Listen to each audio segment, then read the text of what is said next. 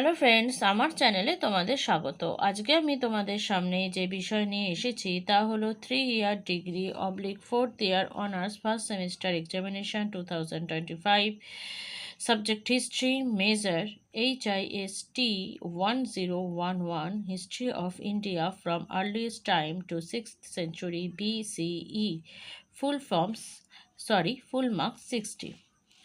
প্রথমেই শুরু করছি। 1 নম্বরে যে কোনো 10টি প্রশ্নের উত্তর এখান থেকে দিতে হবে। 2 করে রয়েছে। 1 ভারতবর্ষে পুরাপ্রস্তর যুগে সংস্কৃতি বলতে কী বোঝো?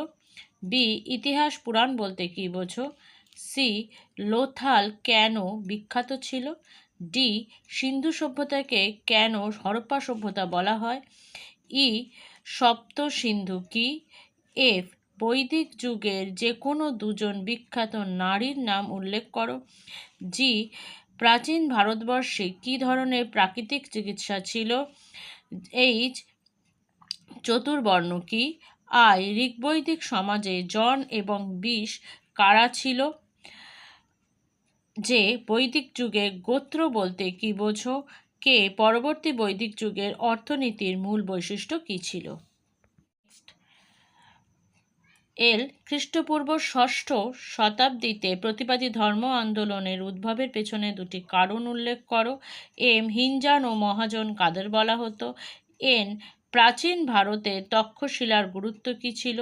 ও প্রথম ও ত্রয়োবিংশ তীর্থঙ্কর কারা? নেক্সট 2 নম্বরের এখান থেকে যে কোনো 4টি প্রশ্নের উত্তর দিতে হবে। মার্কস 5 করে রয়েছে। 2 এ, ভারতবর্ষের নব্যপ্রস্তর যুগের প্রধান বৈশিষ্ট্যগুলি আলোচনা করো। বি, ভারত নামের উৎপত্তির ওপর একটি টীকা লেখো। সি, হরপ্পা সভ্যতার অর্থনৈতিক জীবন বিশ্লেষণ করো। ডি, ঋগ্বৈদিক যুগের রাজনৈতিক পরিকাঠামো আলোচনা করো। ই, বৈদিক সাহিত্য সম্পর্কে একটি সংক্ষিপ্ত টীকা লেখো। এফ, প্রাচীন ভারতের বৌদ্ধ ধর্মের শিক্ষা সম্পর্কে একটি টীকা লেখো। নেক্সট 10 নম্বর করে রয়েছে। এখান থেকে 2টি প্রশ্নের উত্তর দিতে হবে। 3 এ, প্রাচীন ভারতের ঐতিহাসিক উপাদান হিসাবে লিপির গুরুত্ব পর্যালোচনা করো। বি, হরপ্পা সভ্যতার নগর পরিকল্পনা সম্পর্কে আলোচনা করো। সি, আর্যদের আদি বাসস্থান সম্পর্কিত বিতর্কটি আলোচনা করো বা পর্যালোচনা করো। ডি, বৈদিক যুগে নারীদের অবস্থার ওপর একটি প্রবন্ধ লেখো। বন্ধুরা, আজকের মতো ভিডিও আমি এখানেই শেষ করছি। তোমরা যারা এখনও আমার চ্যানেল সাবস্ক্রাইব করোনি বা আমার চ্যানেলে নতুন, তারা প্লিজ চ্যানেলটি সাবস্ক্রাইব করো আর সাবস্ক্রাইবের পাশে থাকা বেল আইকনটি ক্লিক করে অল বাটনটি ক্লিক করো। Thank you.